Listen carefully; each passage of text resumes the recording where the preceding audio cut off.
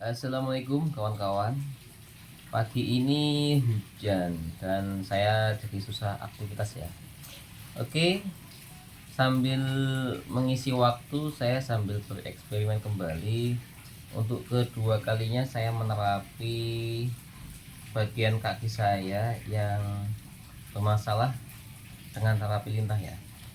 Kalau kemarin itu saya coba, saya pasangkan ke sini, kemudian lintahnya nggak mau gigit ya, malah lintahnya jalan-jalan terus, akhirnya yang kegigit sisi bagian dalam. Nah, ini dia bekasnya kemarin, ini bekas gigitan lintah kemarin.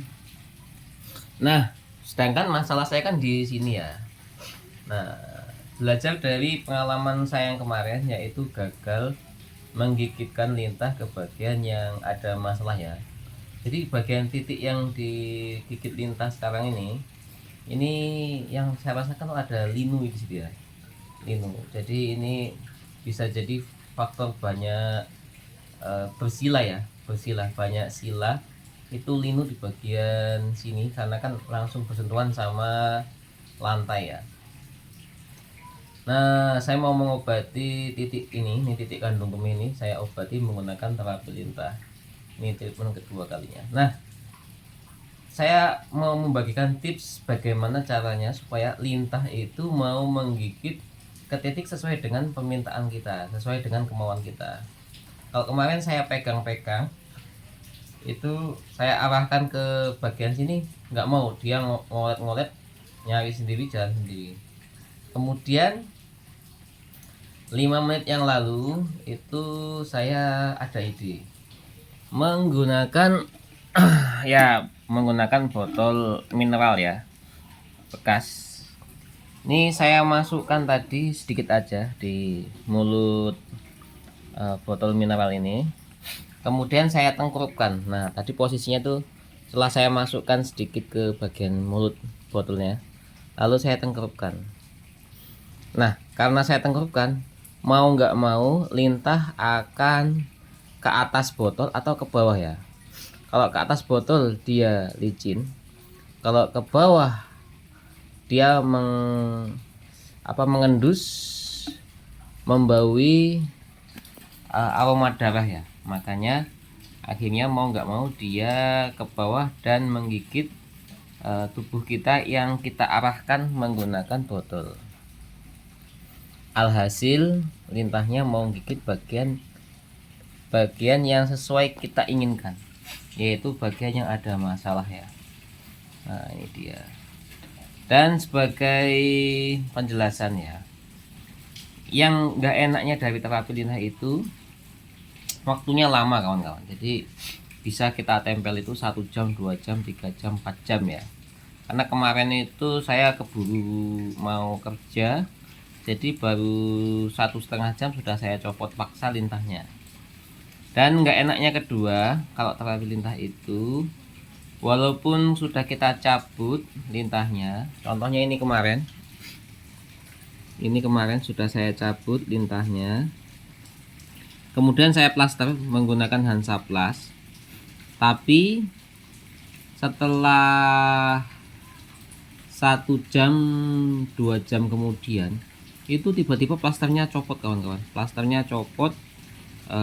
Dikarenakan ini darahnya masih ngalir ya, masih ngalir, kemudian berdarah kawan-kawan, jadi masih berdarah. Jadi nggak enaknya kalau terapi lintah itu setelah kita cabut lintahnya, setelah kita plester itu masih ngalir aja darahnya sampai jam keberapa ya, tak ingat-ingat ya.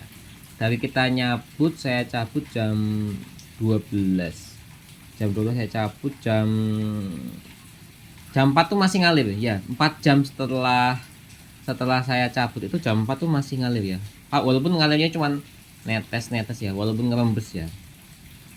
Jadi yang bikin nggak enak itu. Nah, antisipasinya emang tak kasih tisu atau tak tempel tisu, dikarenakan bagaimanapun itu dia ngerembes ya. Dan gigitannya ini bentuknya itu kayak segitiga ya, gigitan lintah itu bentuknya kayak segitiga. Jadi kemungkinan besar itu bekas ya, bekas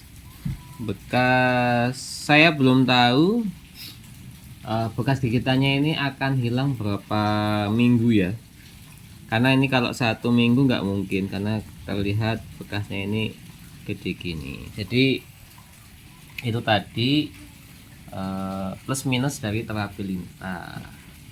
Mengapa lintah itu ketika kita gigitkan walaupun sudah kita cabut kok masih mau keluar saja darahnya? Dikarenakan lintah itu sambil menggigit sambil menyedot darah dari tubuh yang dia sedot, dia juga mengeluarkan zat yang mana zat itu kerjanya itu membuat ini anti penggumpulan darah, jadi mengencerkan darah.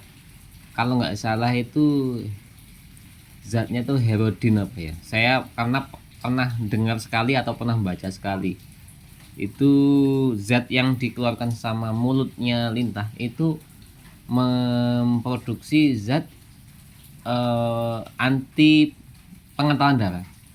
Makanya bagus untuk proses terapi bagi penderita yang mengalami pengentalan darah. Oke, kapan-kapan nanti saya mau terapi lagi sambil saya testimoni perkembangannya, apa yang saya rasakan. Kemarin tuh yang saya rasakan habis saat terapi lintah jarak 1 jam kemudian kok muka saya tebel. Oh berarti dia mengurangi tensi ya. Jadi terapi lintah ini cocok untuk hipertensi ya. Kalau yang tensinya normal atau agak rendah, sebelum terapi lintah sebaiknya minum sangobion, dan setelah terapi lintah sebaiknya minum sangobion supaya tidak terjadi anemia. Oke, video ini nanti akan saya lanjut sampai 1 jam atau 2 jam kemudian ya, dikarenakan nanti ini kan gedenya segini. Nanti kita akan lihat setelah berapa jam apakah gedenya akan berubah berapa persen ya. Video ini akan saya skip